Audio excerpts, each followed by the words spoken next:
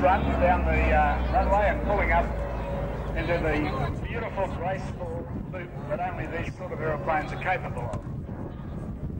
They seem to do loops almost in slow motion. There's no urgency about the aerobatic manoeuvres performed by these aircraft, and they don't have the incredible performance of things like pit specials and circulars, and yet they have a charm and a grace that is so evident in this beautiful, graceful type of aerobatics.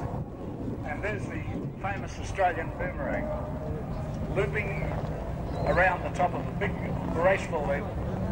He stops the loop there and does a half roll, a manoeuvre sometimes called a half Cuban.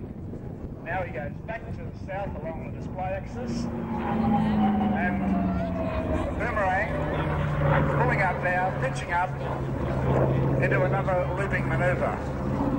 He comes right over the top of this loop. If you watch him, the nose will actually cut through the horizon, and at about 45 degrees down, it stops, the aeroplane half rolls and continues on the 45-degree diving line.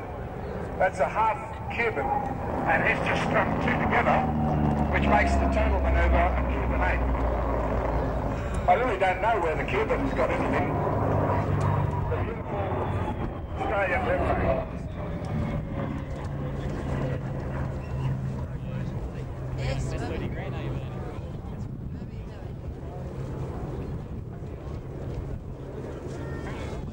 Exhaust stack.